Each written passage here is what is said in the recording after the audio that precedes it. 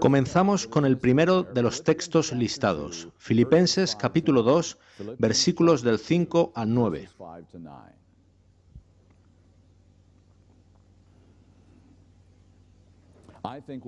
Creo que es uno de los pasajes principales del Nuevo Testamento. Resulta muy compacto y completo acerca de Jesucristo nuestro Salvador. Si tuviera que seleccionar un versículo que dijera todo lo que quiero decir en este seminario de 3 días, sería este versículo, el 5. Haya pues en vosotros este sentir que hubo también en Cristo Jesús. ¿Cómo desearía comprender ese versículo en toda su profundidad? Tener la mente de Cristo. Pensar como Él pensaba, tomar decisiones como Él tomaba, tener su estabilidad emocional. Hacer juicios como Él hacía. Y este texto afirma que yo puedo tener esa mente. Ese es el milagro de los milagros. Oremos por ese milagro, tener la mente que tuvo Cristo durante sus 33 años en esta tierra. Sigue diciendo, el cual, siendo en forma de Dios, no estimó el ser igual a Dios como cosa que aferrarse, sino que se despojó a sí mismo, tomando forma de siervo, hecho semejante a los hombres. Y estando en la condición de hombre, se humilló a sí mismo, haciéndose obediente hasta la muerte, y muerte de cruz. Por lo cual Dios también lo exaltó hasta lo sumo, y le dio un nombre que es sobre todo nombre, para que en el nombre de Jesús se doble toda rodilla, de los que están en los cielos y en la tierra y debajo de la tierra, y toda lengua confiese que Jesucristo es el Señor, para gloria de Dios Padre. ¿No es un magnífico pasaje? Nos transporta por todo el trayecto desde el pasado eterno al futuro eterno. Todo ello en unos pocos versículos. Toda lengua incluye al mismísimo Satanás. La palabra confesará no significa creerá, sino declarará, confirmará como un hecho. Un día, dentro de unos 1000 años, Satanás se arrodillará ante el trono de Dios y ante el universo que observa y dirá, mi camino es equivocado, el tuyo es correcto, Dios. Lo más misericordioso que puedes hacer es terminar mi existencia. Y cuando Él diga eso, este universo será de nuevo un sitio seguro en el que vivir. ¡Qué maravilloso pasaje! Volvamos al versículo 7. La King James en realidad añade unas palabras que no están en el idioma original. Dice así, se hizo a sí mismo sin reputación. El original es algo más sencillo. Dice así, se vació a sí mismo. Y ese es el fundamento de la pregunta que os hago. ¿De qué se vació Cristo a sí mismo? Echemos un breve vistazo a distintos puntos, comenzando por su omnipotencia. Id conmigo a Juan 5:30. Vamos a leer un par de citas de Jesús que nunca hubiera esperado de Él. Juan 5:30 es uno de esos textos.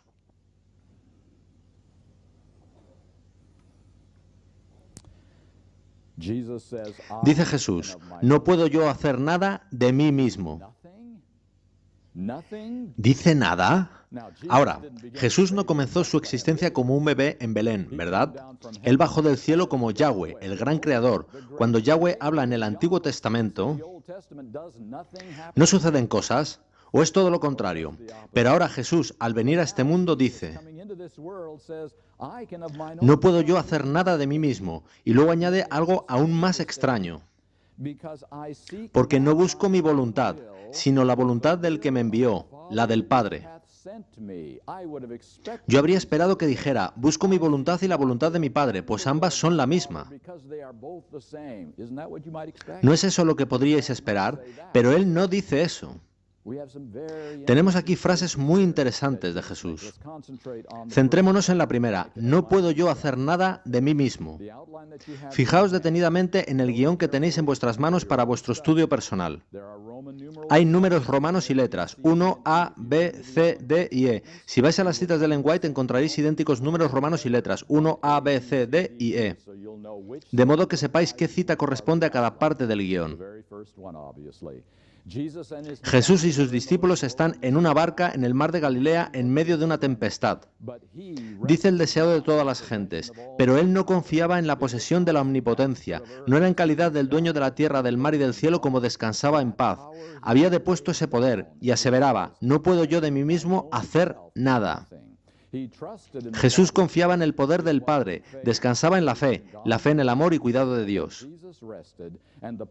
Y el poder de aquella palabra que calmó la tempestad era el poder de Dios. De modo que cuando Jesús dice, calla, enmudece, eso en realidad es una oración y el Padre responde a esa oración calmando las olas del mar de Galilea. Cuando Jesús dice, Lázaro, ven fuera, eso es una oración y el Padre responde a esa oración sacando a Lázaro del sepulcro. Así es como Jesús hacía sus poderosos milagros.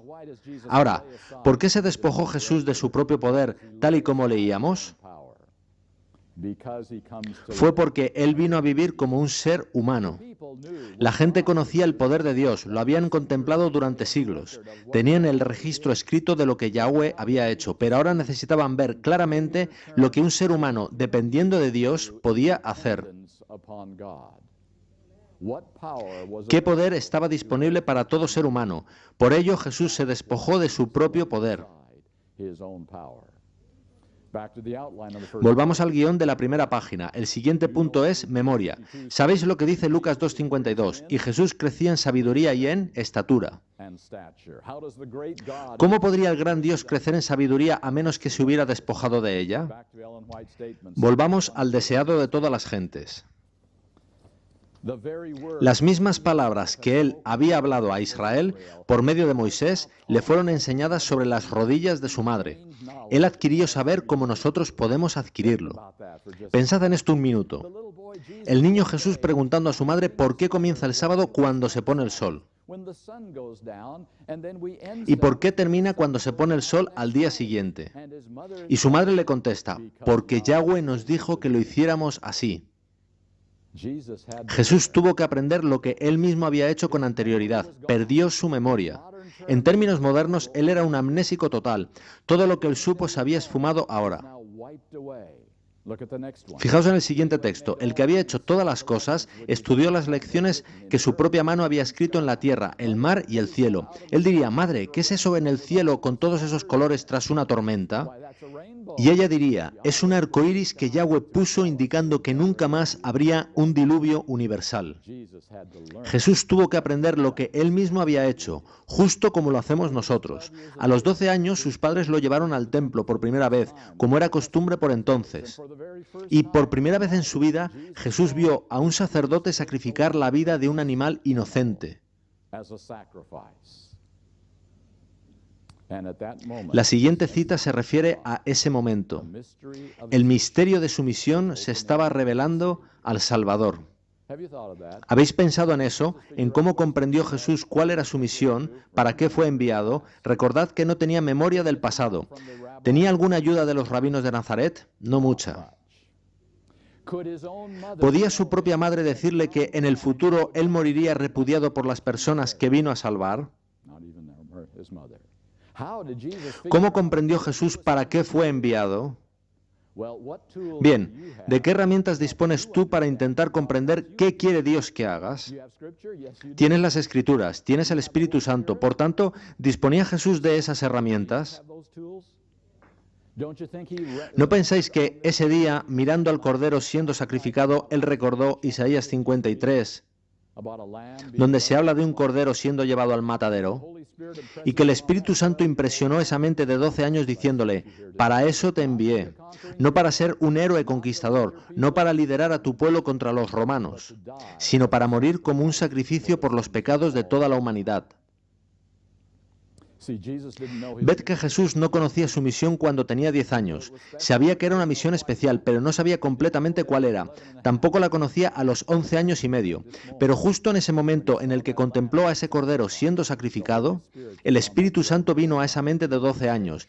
¿Y sabéis qué dijo poco después a sus propios padres? Les dijo, ¿no sabíais que en los negocios de mi padre me es necesario estar? Y no se refería a una carpintería. Y durante los siguientes 18 años de silencio, amigos míos, Jesús estuvo preparándose para ese ministerio, para esa misión que Dios le había encomendado. ¿No es asombroso? 18 años de preparación para 3 años y medio de ministerio. Jesús estuvo revisando qué había de suceder en su propio carácter, en su propia vida, para ser el Salvador de los pecados del mundo entero.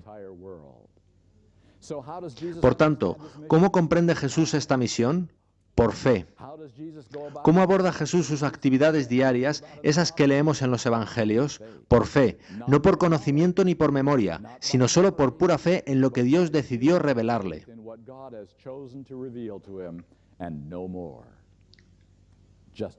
De la misma forma en que tú averiguas tu misión y tu propósito, por fe. Cada hecho de la vida de Jesús es un acto de fe, de confianza, no de conocimiento ni de especial sabiduría. Veamos ahora su presciencia, en la sección C de la primera página del guión. Id conmigo a Marcos 13:32. Se trata de otra cita de Jesús complicada de asimilar. En este capítulo, Jesús describe muchos eventos que tendrán lugar entre sus primera y segunda venidas. Ahora Él ha llegado al final del relato y dice en el versículo 32, «Pero de aquel día y de la hora nadie sabe, ni aun los ángeles que están en el cielo, ni el Hijo, sino el Padre». ¿Qué acaba de afirmar Jesús? Los hombres no lo saben, los ángeles tampoco, y Él tampoco, ni el día ni la hora. Ahora, Él acaba de describir todos los eventos que sucederán, ¿y no conoce el día ni la hora? Bien, ¿cómo sabe Jesús lo que sabe? Por lo que el Padre ha elegido revelarle, tal y como en el caso de cualquier profeta. Y Jesús está dispuesto a admitir, no lo sé. Ese es un buen consejo para nosotros, amigos. Cuando Dios no ha revelado algo, solemos hacer especulaciones e ir más allá de lo que dice el texto. Tengamos cuidado, estemos dispuestos a decir, no lo sé, lo averiguaremos en la eternidad. Jesús no conoce el futuro a menos que su Padre se lo revele. Veamos de nuevo qué dice el deseado de todas las gentes.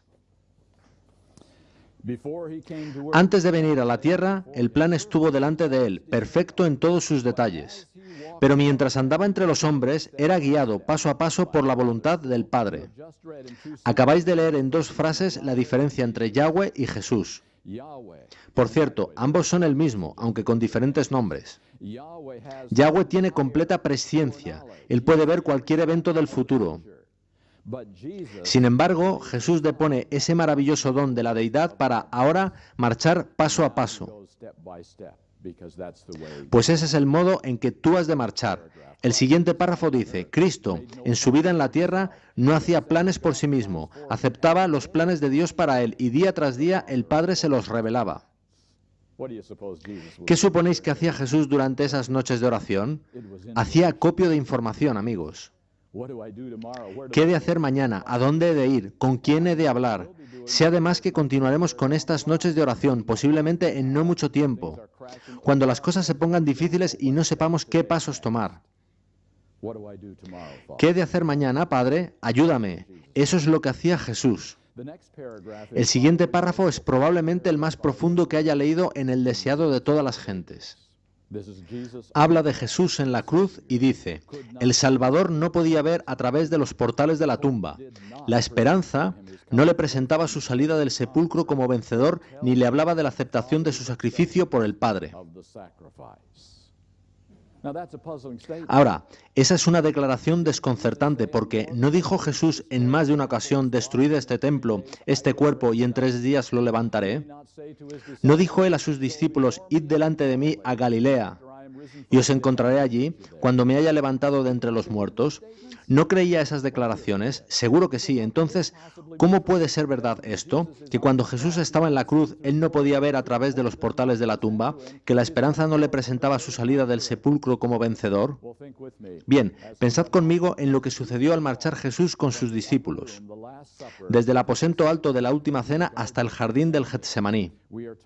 Se nos ha dicho que Jesús tropezó 3 veces y hubiera caído al suelo si sus discípulos no lo hubieran sostenido físicamente? ¿Qué le estaba sucediendo al fuerte carpintero que recorrió toda Galilea y Judea sin ningún problema y ahora ni siquiera puede andar hasta el jardín? Amigos míos, el peso de los pecados del mundo estaba recayendo sobre sus hombros. ¿Y qué hace el pecado? Nos separa del dador de vida. ¿Qué muerte estaba experimentando Jesús para que tú y yo no tengamos que sufrirla? La segunda muerte. Jesús estaba sintiendo la experiencia de la segunda muerte. Y lo principal de la segunda muerte no es el fuego. Eso es solo el modo de destrucción final. La segunda muerte conlleva desesperación total, falta total de esperanza, separación total del dador de vida, con nadie para ayudarnos, sin segunda oportunidad. Nada que pueda hacerse salvo darse cuenta de que tiré por la borda la eternidad por elección propia. Eso es la segunda muerte, y Jesús se está adentrando al vacío de estar sin Dios, sin ayuda y sin esperanza. Esa es la muerte que Él sufre por nosotros. Desde luego, no sé todo lo que Jesús pensaba en la cruz. Pero tuvo que ser algo como esto: Padre, estoy aquí porque tú me enviaste. Yo no hubiera venido por mí mismo, pero ahora no sé dónde estás. No puedo sentir tu presencia. Mis oraciones se estrellan contra un muro. No sé qué hago aquí excepto tu voluntad. Ni siquiera pienso que pueda ver de nuevo tu rostro. Estoy tan lleno de pecado, de culpa y de vergüenza. Padre, si, tal y como me dijiste en el pasado, es tu voluntad el levantarme de la muerte, yo alabaré tu nombre. Pero si es tu voluntad que yo deje de existir, y si tu nombre es así glorificado, y si así puedes triunfar en el gran conflicto, sea hecha tu voluntad. ¿Recordáis la oración de Jesús justo antes del Getsemaní? Padre mío, si es posible, pase de mí esta copa, pero no se haga mi voluntad, sino la tuya. Jesús estaba dispuesto a dejar de existir si con ello se vindicaba el nombre de su Padre. Hay un canto en el libro de Apocalipsis que va a aprender el pueblo del tiempo final. ¿Cómo se llama? El cántico de Moisés y del Cordero. ¿Recordáis lo que sucedió con Moisés? Dios dijo: hoy voy a probar a Moisés. Voy a decirle que eliminaré a todos esos rebeldes y que comenzaré todo de nuevo a partir de él, a ver qué piensa. Y entonces Moisés discutió con Dios. A veces Dios quiere que discutamos un poquito con él. Y Moisés le dijo a Dios: no puedes hacer eso, eso deshonrará tu nombre. Los otros pueblos se burlarán de un Dios que ni siquiera es capaz de cuidar a su propio pueblo. Si eso sucede, dijo Moisés, borra mi nombre del libro de la vida. Para Moisés, la vida, e incluso la vida eterna, no tenía valor si el nombre de su padre era desacreditado. Todo lo que a Moisés le importaba era la victoria, la credibilidad y el buen nombre de su padre. Y era igual en el caso de Jesús.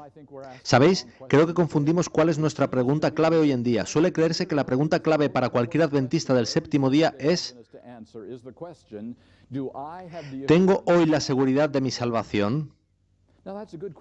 Esa es una buena pregunta. Creo que necesitamos tener esa seguridad. Pero, ¿era esa la pregunta de Moisés? ¿Era esa la pregunta de Jesucristo?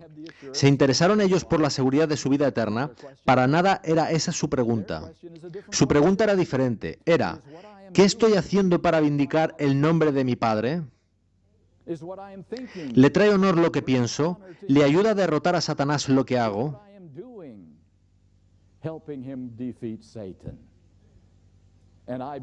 Yo creo que esas son las preguntas de Moisés y del Cordero, y también del pueblo remanente de Dios que se está preparando para recibir el sello de Dios. Ese asunto hace palidecer a nuestra propia salvación por la insignificancia de esta. Lo que hago, lo que digo y pienso, ¿ayuda a Dios a adelantar la conclusión del gran conflicto?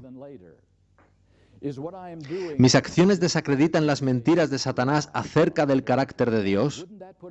¿No darían esas preguntas un nuevo enfoque a mi toma diaria de decisiones? La pregunta no es: ¿puedo hacer esto y aún ser salvo? Preguntamos mucho esto. La pregunta es: ¿puedo hacer esto y honrar a mi Padre? ¿Puedo hacerlo y traer gloria a su nombre? Creo que eso me saca de preguntar sobre mí para preguntar sobre Dios. Ahí debe estar nuestro foco. Eso cambiaría cada decisión que tomamos si focalizamos en el honor de Dios, como hizo Jesús. Como dije, creo que ese es uno de los pasajes más profundos que jamás escribió Ellen White. Y es verdad, la esperanza no le presentaba su salida del sepulcro como vencedor, pero Jesús estaba en la lucha entre la esperanza y la fe. La fe es creer cuando no hay esperanza, en tanto que la esperanza es una emoción. Y a veces no hay esperanza. La esperanza va a ser muy débil para el remanente final, para los que pasen por la angustia de Jacob, pero la fe deberá eclipsar a la esperanza.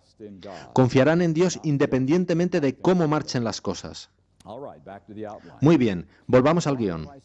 ¿Por qué he empleado este tiempo hablando sobre las cosas de las que se vació Jesús? La razón, amigos, es que la mayoría del mundo cristiano adora a un Cristo que nunca existió. Es un Cristo sobre el papel, inventado, que los teólogos han construido durante siglos. Preguntad a cualquier cristiano por la calle, ¿cómo hacía Jesús sus poderosas obras? ¿Cómo resucitó a Lázaro? Y su respuesta será, porque Él era Dios, Dios hace esas cosas. Preguntad al mismo cristiano cómo pudo Jesús vivir 33 años sin pecar una sola vez. ¿Qué creéis que responderá? Porque era Dios. Santiago 1 dice que Dios no puede ser tentado por el mal. Jesús es Dios, por lo tanto no podría ser tentado. La mayoría de los cristianos creen que Jesús no podía pecar. Él no pecó, pero podía pecar. Eso cambia toda la encarnación, la idea de Jesús. La mayoría de los cristianos no creen que Jesús se despojase de su omnipotencia, su memoria y su omnisciencia. Creen que las utilizó durante toda su vida. De ese modo no habría riesgo alguno, pues no se puede fallar si se tiene presciencia. Es con un conocimiento finito como hay riesgo. Por tanto, en la mente de la mayoría de cristianos el asunto está claro. Por supuesto Jesús tendrá la victoria, por supuesto derrotará a Satanás, por supuesto resucitará. No hay ninguna necesidad de sudar gotas de sangre en el jardín. ¿Veis lo que cambia la foto? Por tanto, afirmo que es necesario tener claro los riesgos en los que incurrió Jesús al venir a este mundo. Y hay otro asunto. Cuando hablas con alguien muy santo o que al menos parece santo, ¿te sientes a veces algo incómodo en su presencia por el riesgo de poder decir algo realmente tonto? ¿De modo que te comportas con mucha cautela? Jesús es santo. ¿Cómo puedo decirle a Él todo esto que tengo en mi cabeza? Bien, los cristianos tuvieron ese problema desde el principio, pero encontraron una solución. Tendrían a alguien que hablase a Jesús por ellos, por si ellos no lo hacían bien. Así que encontraron quien hiciese esto. ¿Sabéis de quién se trataba, verdad? Su madre, por supuesto, pues ella les comprendería mejor y hablaría con Jesús por ellos. Funcionó por un tiempo, hasta que comenzó a elevarse ese pilar en que fue colocada María. De repente, ella no fue concebida normalmente, sino con una naturaleza de 4000 años atrás. A su muerte, ella fue llevada en cuerpo al cielo. Y hoy está sentada a la derecha de Jesucristo como mediadora de los beneficios de su salvación. ¿Cómo no hablamos más a María? Pero aparecieron nuevas soluciones a lo largo de los siglos, ¿verdad? Aparecieron los santos. ¿Por qué los santos? Sencillo. Un santo comenzó aquí, en el lodo, con nosotros. Mismo lodo, mismos problemas, misma naturaleza, mismos asuntos, y ellos llegaron a vivir vidas santas. ¿Os habéis dado cuenta de que hay un santo para prácticamente cada profesión? Así que ahora puedo hablar al santo que conoce por lo que estoy pasando, pues ese santo puede entenderme, puedo hablarle abiertamente. Y el santo puede tomar mi desordenada oración, arreglarla y enviársela a María. Y entonces María puede arreglarla aún más para enviársela a Jesús. Y Jesús se la entregará al Padre. Y si tengo suerte, obtendré respuesta. ¿Hay algo en todo eso que no encaja con las Escrituras? ¿Qué dice la Biblia sobre cuántas personas necesitamos entre nosotros y el Padre? ¿Por qué solo una? Bien, es sencillo, porque Él, Jesucristo, comenzó en el mismo lodo que nosotros. Él enfrentó las mismas limitaciones que nosotros. Él sabe lo que hay en nuestras mentes, porque fue tentado en todos los puntos como lo somos nosotros. Él conoce la lucha por la que pasamos, conoce lo atractiva que es la tentación. Así que nosotros podemos contarle todo, porque Él lo entiende. Ese es el aspecto clave. La mayoría de cristianos desconocen que Jesús les comprende, por eso inventaron otros mediadores. Nosotros entendemos que Jesús nos conoce, nos comprende y empatiza con nosotros. Por tanto, ahora he de compartir algo con vosotros. Las principales buenas nuevas que hemos de contar a la gente no son acerca del sábado. Tampoco son acerca de la segunda venida de Cristo. Las principales buenas nuevas que tenemos son una sencilla pregunta. ¿Conoces a mi amigo Jesús?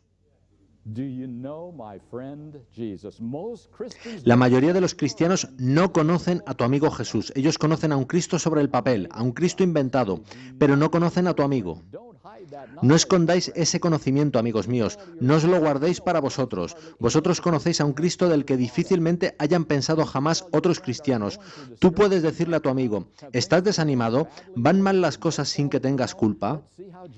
Veamos qué hizo Jesús en justamente esa misma situación. Pidámosle ayuda ahora mismo. Él conoce exactamente lo que pasa por tu mente. Él sabe cómo te asaltarán las dudas. Él sabe cómo te hace sentir el desánimo. Hablemos con Jesús. La pregunta, ¿conoces a mi amigo Jesús?, es tu vía de entrada a los corazones de tus familiares, tus amigos y tus compañeros de trabajo.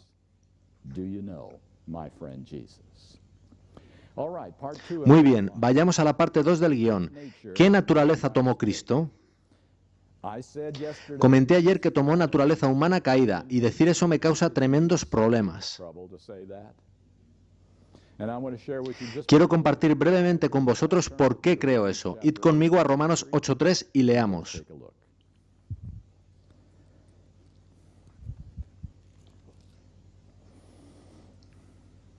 Romans 8, verse 3.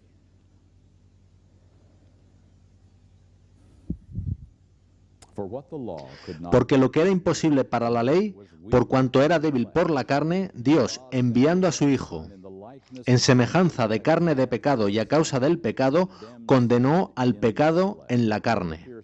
¿Qué palabra aparece 3 veces en ese único versículo? Carne. Cuando los traductores de la King James tradujeron la palabra griega original por el término carne, ellos querían decir algo diferente de lo que hoy entendemos por la palabra carne. De hecho, cuando nuestros pioneros adventistas, James White, Jones, Waggoner y otros, usaban la palabra carne, ellos querían decir algo diferente de lo que hoy entendemos por carne. El término ha cambiado de significado en los últimos 100 años. Hoy en día, cuando oímos el término carne, enseguida pensamos en carne comestible, o bien en la carne que rodea nuestros huesos. Pero ese no es el significado en la lengua original, ni su significado cuando los traductores de la King James usaron este término. Luego os daré la versión corta, pero primero os daré la versión larga del significado original de la palabra. Y es consistente en todo el Nuevo Testamento. La palabra carne significa todo lo relativo, mental y físicamente, a la humanidad caída. Como resultado del pecado de Adán, el mal cuyo origen es el pecado de Adán. Engloba todo lo derivado de la naturaleza caída, nuestras emociones, nuestro juicio, nuestra voluntad,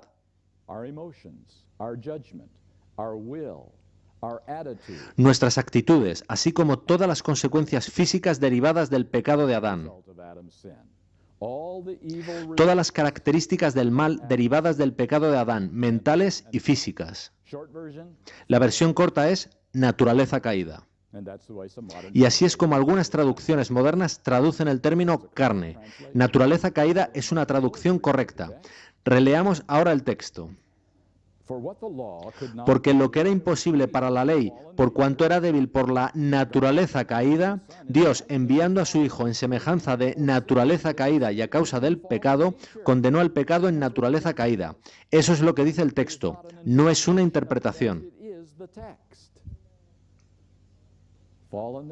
Naturaleza caída es el significado de la palabra griega sarx del Nuevo Testamento, traducida como carne en la versión King James. Bien, tenemos aún un pequeño problema. Dice semejanza de carne de pecado, de naturaleza caída.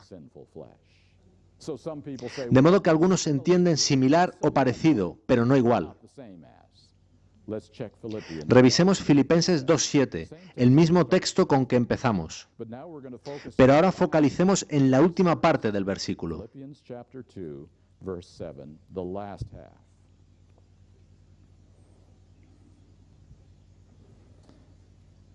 He took upon him Tomando forma de siervo, hecho semejante a los hombres.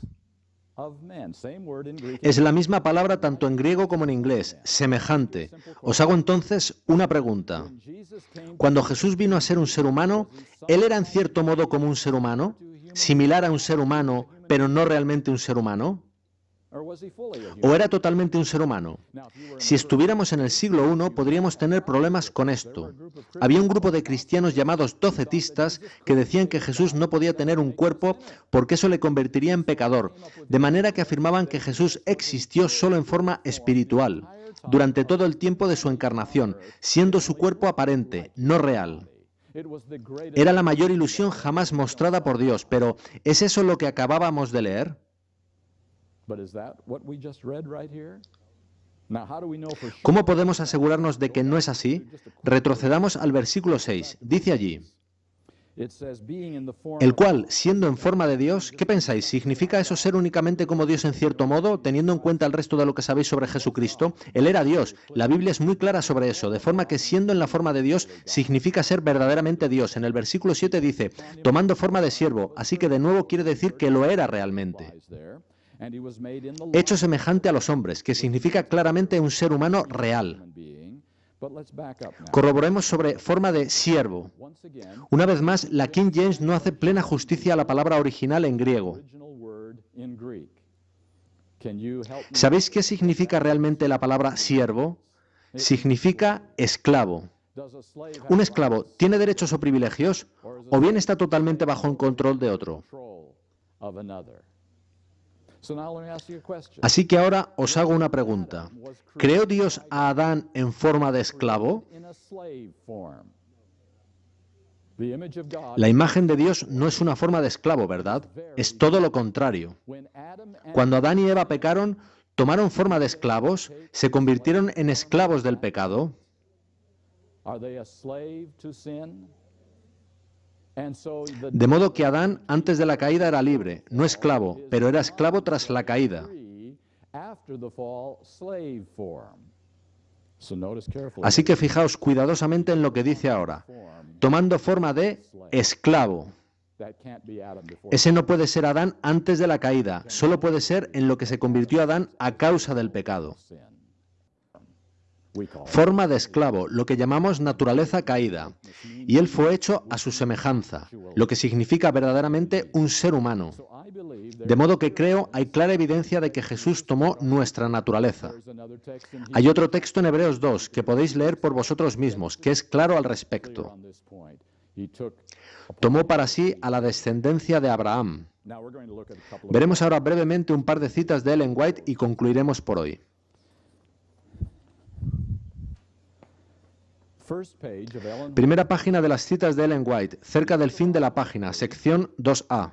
section 2A, Desire of Ages. Es el deseado de todas las gentes, página 49. Habría sido una humillación casi infinita para el Hijo de Dios revestirse de la naturaleza humana aun cuando Adán poseía la inocencia del Edén. But Jesus Pero Jesús aceptó la humanidad cuando la especie se hallaba debilitada por 4000 años de pecado. Como cualquier hijo de Adán, aceptó los efectos de la gran ley de la herencia. of the great law of heredity. What these Y la historia de sus antepasados terrenales demuestra cuáles eran aquellos efectos. he came with such Mas él vino con una herencia tal. ¿Da este texto la más ligera posibilidad window opportunity for the theory that para la teoría de que Jesús se saltó 4000 años de herencia, total o parcialmente?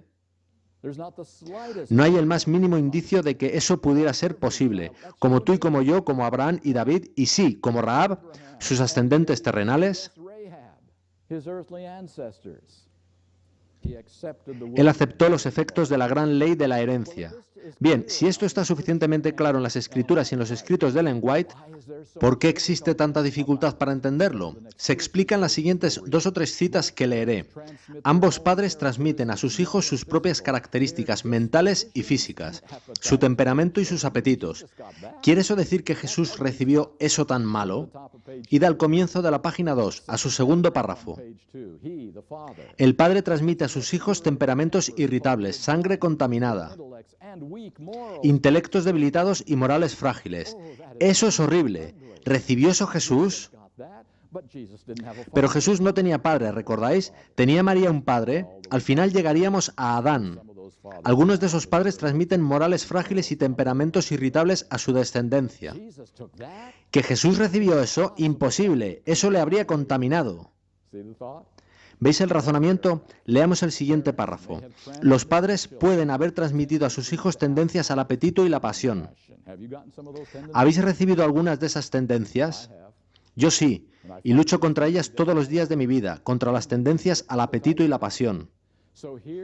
Así que aquí está la clave, amigos. Aquí está la pregunta con la que sabréis inmediatamente qué es lo que creéis sobre el asunto que estamos discutiendo. Y si hacéis esta pregunta a otra persona, sabréis exactamente lo que piensa sobre no solo la naturaleza de Jesús, sino sobre todo el Evangelio. He aquí la pregunta. ¿Una tendencia al apetito y la pasión heredada al nacer es tentación o pecado? Esa es la pregunta. Si esa tendencia heredada es tentación o es pecado.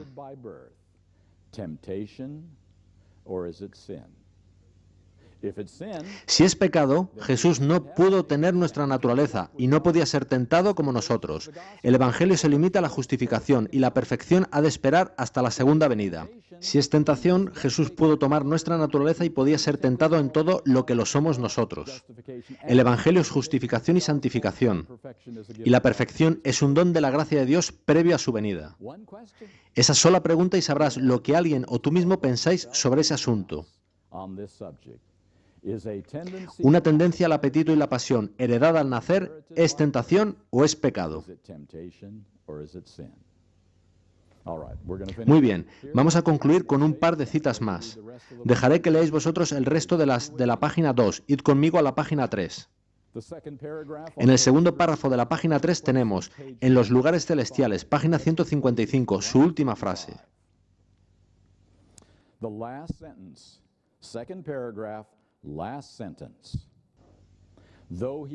Aunque él tenía toda la fuerza de la pasión de la humanidad, nunca cedió a la tentación de hacer un solo acto que no fuera puro, elevador y ennoblecedor. Él tenía toda la fuerza de la pasión. Último párrafo de la página 3, el deseado de todas las gentes, páginas 122 y 123. En nuestra propia fortaleza nos es imposible negarnos a los clamores de nuestra naturaleza caída. ¿Estáis de acuerdo con esa frase? Por su medio, Satanás nos presentará. ¿Qué dice a continuación? ¿Qué diría la mayoría del cristianismo? Diría pecado, pero dice tentación. Cristo sabía que el enemigo se acercaría a todo ser humano para aprovecharse de las debilidades hereditarias. Así que ved las tres cosas que son iguales entre sí. Los clamores de una naturaleza caída es igual a tentación y es igual a debilidades hereditarias. Pero ninguna de ellas es igual a pecado. Y la siguiente frase dice, y recorriendo el terreno que el hombre debe recorrer, nuestro Señor ha preparado el camino para que venzamos. Ahí tenéis la encarnación en una frase, recorriendo el terreno. ¿Clamores de una naturaleza caída? Sí. ¿Tentación? Sí. ¿Debilidades hereditarias? Sí. Así es como Él nos mostró cómo enfrentarnos a los clamores de nuestra naturaleza caída. Y eso es el corazón y el alma del Evangelio, el cual trata de aniquilar Satanás, haciendo a Cristo tan diferente de nosotros que no se pueda esperar de nosotros vivir como Él. Amigos míos, hay intenciones ocultas operando en esto, bajo la mesa, bajo la superficie, incluso dentro de nuestra amada Iglesia Adventista del Séptimo Día. Finalizaré esta parte con una cita que no está en vuestro guión, pero que me ha impresionado. La voluntad humana de Cristo no le habría dirigido al desierto para ayunar y ser tentado por el diablo. ¿Quién le envió al desierto? Fue el Espíritu Santo quien le dijo, ve al desierto, ayuna durante 40 días y entonces ve a enfrentarte con Satanás. La voluntad humana de Cristo no le habría dirigido ahí. No le habría enviado a padecer humillación, desdén, reproche, sufrimiento y muerte. Su naturaleza humana rehuía todas estas cosas tan decididamente como lo hacen las nuestras. Jesús, en su propia voluntad humana, habría dicho: mejor me vuelvo a Nazaret, necesito un poco más de tiempo de preparación. Lo que impulsó a Cristo a actuar fue la voluntad de su Padre Celestial. Cada día de su vida Jesús tenía que tomar una decisión entre sus propios deseos, que lo hubieran llevado a pecar de haberlos seguidos, y la voluntad de su Padre Celestial. La cita es de Sign of the Times del 29 de octubre de 1894. Comenzamos a entender ese texto que dice: no vine a hacer mi voluntad sino la voluntad de mi Padre Celestial. Jesús no podía seguir su propia voluntad más de lo que tú puedes seguir la tuya, porque tu voluntad siempre te llevará al pecado, está corrompida, es parte de una naturaleza malvada. Y tú no puedes confiar en tu voluntad, tu juicio ni en tu sentido común. Tú no tienes ningún sentido común debido al pecado de Adán. Y Jesús tuvo que vivir como nosotros hemos de vivir. La sección 2b es sobre un área problemática. Si os fijáis, dice: sin propensiones pecaminosas. Y esa es una palabra que ha creado problemas en el adventismo en los últimos 20 o 30 años. La palabra propensión no está en las Escrituras, sino en el espíritu de profecía. Ellen White la usa varias veces en sus escritos. Y si la buscáis en el diccionario, veréis que dice inclinación o tendencia a algo. Pero sabéis que los diccionarios no son totalmente fiables, pues ellos dan todos los posibles significados de una palabra, no su significado cuando es usada en un contexto dado. Así que voy a llevaros a la cita que ha causado la mayoría de problemas en el adventismo. Está en el segundo párrafo de la página 4. Simplemente dice: the second paragraph on page 4.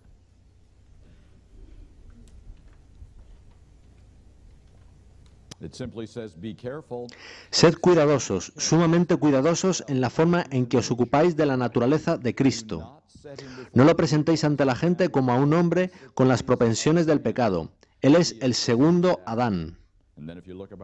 Y después, si miráis unas 3 líneas antes del final de ese mismo párrafo, dice: podría haber pecado, podría haber caído, pero en ningún momento hubo en él una mala propensión. Así que, ¿qué significa eso? ¿No tenía Cristo nuestras tendencias, nuestras inclinaciones? Propensiones es una palabra difícil de comprender. Y el problema es que Ellen White la usa en sus escritos con 3 significados diferentes. De modo que hemos de tener cuidado de considerar la palabra en su contexto correcto. Su primer significado en los escritos de Ellen White es propensiones santas. ¿Disfrutáis los buenos alimentos? ¿Quién puso ese deseo en vosotros? Lo hizo Dios. Él os creó con muchas papilas gustativas, de modo que podáis saborear y disfrutar los alimentos. Ese es el primer significado de la palabra en los escritos de Ellen White: propensiones santas. Segundo significado de la palabra: tras la caída de Adán y Eva, esas propensiones santas cambiaron y se convirtieron en propensiones distorsionadas y pervertidas. De modo que ahora nos gustan alimentos que Dios nunca planeó para nosotros y queremos comer más de lo planeado por Dios. Esas son propensiones caídas. Nosotros heredamos esas propensiones santas que se han convertido en distorsionadas o caídas. El tercer significado de la palabra en los escritos de Ellen White no tiene nada que ver con la herencia, sino con los hábitos que desarrollamos mediante nuestras elecciones. Por ejemplo, hay alimentos que nos gustan por puro aprendizaje. Un día los probamos, nos gustaron y se convirtieron en un hábito para nosotros. Nada tienen que ver con la herencia. Ellen White dice que no necesitamos retener ni una sola propensión pecaminosa. ¿Por cuánto tiempo mantendréis vuestra naturaleza? Hasta que Jesús venga. ¿De qué os podéis deshacer hoy? De aquellas cosas que no necesitamos retener, nuestros hábitos. Los hábitos desarrollados por elección, el tercer significado de la palabra en los escritos de Ellen White. Así que tenemos tres significados de propensiones. Tenemos propensiones santas, pero obviamente no puede estar refiriéndose a esas, pues está hablando de propensiones al mal. Pueden ser, por tanto, propensiones caídas o propensiones elegidas. En otro lugar, Ellen White las distingue como propensiones naturales o adquiridas. Adquiridas por nuestras decisiones y elecciones. Yo creo que Ellen White en este párrafo se refiere a esa tercera categoría. Leámoslo ahora de nuevo. Sed cuidadosos, sumamente cuidadosos en la forma en que os ocupáis de la naturaleza de Cristo. No lo presentéis ante la gente como a un hombre con los hábitos del pecado. Y a 3 líneas del final dice, podría haber pecado, podría haber caído, pero en ningún momento hubo en él un mal hábito. Yo creo que a eso se refiere Ellen White, a propensiones elegidas. Si no es así, se contradice consigo misma en las otras citas que hemos leído y que tenéis en este guión. Pues continuamente ella repite que Jesús no se saltó las leyes de la herencia, sino que tomó sobre sí todas las pasiones de nuestra naturaleza, los clamores de una naturaleza caída.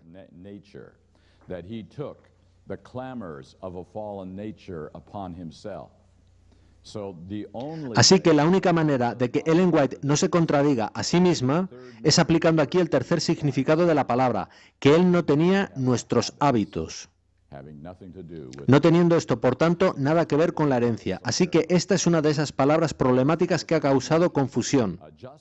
Lo mismo sucede con la disertación de Pablo sobre ley y gracia, contrastada con la que hace Santiago. ¿Sabíais que eso causó problemas en las iglesias cristianas al pensar que se contradecían? Sin embargo, si escudriñamos, encontramos que están en total armonía. Dicen lo mismo de modos distintos. A veces hemos de escarbar a fondo para tratar de comprender el verdadero significado de las cosas. Así que yo no pienso que Ellen White esté contradiciéndose o cambiando de idea cuando ella afirma que Cristo no tenía propensiones pecaminosas. Muy bien, en la sección C del guión dice realidad de las tentaciones. Yo espero que estéis plenamente convencidos de que Hebreos 4:15 significa exactamente lo que dice. Ya sabéis lo que dice, fue tentado en todo según nuestra semejanza, pero sin pecado. En todo no puede significar solo unas pocas debilidades físicas tales como dolor y sufrimiento, sino que incluye los impulsos al enfado, impaciencia, egoísmo y orgullo, en todo según nuestra semejanza. El único modo en que este texto puede ser totalmente correcto y creíble es si él fue tentado tanto desde dentro de su naturaleza como desde el exterior. Las secciones D, victoria por medio del poder divino, y E, posibilidades del hombre, las trataré en la presentación final, por lo que os dejaré que las leáis y estudiéis por vuestra cuenta. Encontraréis varias citas de la Biblia y del espíritu de profecía al respecto, pero voy a finalizar por hoy resumiendo de alguna manera lo que hemos visto hasta ahora. Cuando Jesucristo vino a esta tierra, Él no hizo uso de su deidad. Él actuaba como un ser humano debe actuar, sin el uso de los poderes que tenía como Yahweh. Yo creo que Él nació con la misma naturaleza caída que tú y yo, pero con una diferencia. Él nació del Espíritu Santo y de una madre humana. Yo nazco de padres humanos. Y, casi de inmediato, comienzo a desarrollar propensiones pecaminosas, entendiendo por ellas hábitos de pecado. ¿Os habéis fijado en los bebés echando mano a un juguete para quitárselo a otro? Esos hábitos no son pecado aún, pero están gestando algo que se convertirá en pecado al crecer el niño. Así que las propensiones pecaminosas se desarrollan desde el mismo nacimiento. En el nuevo nacimiento somos perdonados por esos pecados. Y Dios comienza a quitarnos, uno por uno, esos pecados de nuestras vidas,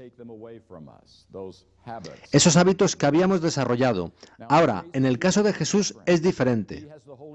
Él tiene el Espíritu Santo desde el nacimiento, tomando control de su vida, de su herencia caída.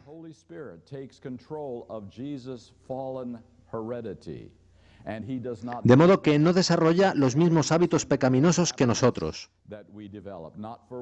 No llegó a haber un hábito pecaminoso en él ni por un instante, por tanto hay diferencia en su caso. Podéis decir que eso da ventaja a Cristo. Mucho cuidado con eso. ¿De cuántos era Jesús responsable cuando vino en su misión a este mundo? De todo el universo, amigos. ¿Cuántos pecados podía cometer sin dejar de cumplir su misión? Ni uno. ¿Disponía él de un mediador en el cielo en caso de entrar en serio peligro? ¿De cuántos eres tú responsable en última instancia? De uno. ¿Cuántos pecados puedes cometer tú y no dejar de cumplir tu misión? Innumerables, ¿verdad? Todos los hemos hecho y además disponemos de un mediador por si tenemos problemas. ¿Quién tiene una ventaja de veras? Yo me quedo con mi ventaja antes que con la suya. Había diferencias en Cristo, sí. Él vino del cielo, nosotros no. Él eligió a sus padres, nosotros no. Él eligió obedecer a Dios antes de nacer. Salmos 47 y 8 dice, en el libro está escrito de mí, yo vengo para hacer tu voluntad, oh mi Dios. No es igual en nuestro caso. Así, dado que Él vino del cielo y Él es Dios, hay diferencias esenciales en Cristo. Pero esas diferencias no le dan una ventaja, porque en el nuevo nacimiento nosotros podemos tener todas esas ventajas que Él tenía desde el nacimiento, todas ellas. A partir de ese momento y cuando el Espíritu Santo está al control de nuestra vida, será exactamente igual al Espíritu Santo estando al control de la vida de Jesús. Así que en eso veo la única diferencia en la vida de Jesús. Él tenía el Espíritu Santo desde el nacimiento. Mientras que nosotros tenemos que esperar hasta la experiencia del nuevo nacimiento para tener ese control del Espíritu Santo y tener entonces una experiencia idéntica a la suya. Voy a llevaros a una última cita de Ellen White. Está en la página 5. Si comprendéis este solo párrafo, comprenderéis todo lo que necesitaréis saber sobre justicia por la fe. Digamos que términos tales como propensiones, imputada o impartida se hacen confusos. Centrémonos en algo muy sencillo y muy simple. Id a la página 5, hacia un tercio de la página. El deseo de todas las gentes, página 363. Es muy importante, vale la pena memorizarlo. Como uno de nosotros, participante de nuestras necesidades y debilidades, fijaos ahora en cada palabra. Dependía enteramente de Dios y en el lugar secreto de oración buscaba fuerza divina a fin de salir fortalecido para hacer frente a los deberes y las pruebas. Como hombre suplicaba al trono de Dios hasta que su humanidad se cargaba de una corriente celestial que conectaba a la humanidad con la divinidad. Por medio de la comunión continua recibía vida de Dios a fin de impartirla al mundo. Y ahora la siguiente frase. ¿Qué dice? Su experiencia ha de ser la nuestra. Ahí tenéis la justicia por la fe, en un párrafo. Quitad todos los complicados términos teológicos. Y ahí tenéis la experiencia que debemos tener si es que hemos de ser justos por la fe. Ved las flechitas del gráfico. Confianza, estudio y oración por parte de Jesucristo traían del cielo al Espíritu Santo, que es la naturaleza divina por medio de la cual Él actuaba durante su vida en la tierra. Él no actuaba como deidad. Por medio del Espíritu Santo es como Él hacía milagros y como venció el pecado. Eso es lo que producía la semejanza a Dios en su experiencia. Y la misma confianza, estudio y oración traen el mismo Espíritu Santo, la misma naturaleza divina y la misma semejanza de Dios a nuestra experiencia. Eso es lo que acabamos de leer en este párrafo. Es súplica, es comunión, son ruegos, es pedir por fortaleza divina y por esa conexión. En tanto tu mano esté asida de la del Padre Celestial, tú tienes justicia y tú eres justo. Cuando tu mano se suelta y queda constreñida detrás de tu espalda, te quedas sin reservas de justicia. No hay justicia en ti por ti mismo. La conexión con el Padre es justicia. Así que, amigos míos, cuando hablamos sobre el asunto de la naturaleza de Cristo, no lo hacemos por abrir un mero debate dentro de la Iglesia Adventista del séptimo día. El verdadero asunto y la verdadera pregunta es, ¿cómo puedo yo tener esa experiencia? Y el único camino que conozco para hablar eficazmente sobre justicia por la fe es mirando como nuestro ejemplo y mentor al único que fue justo por la fe.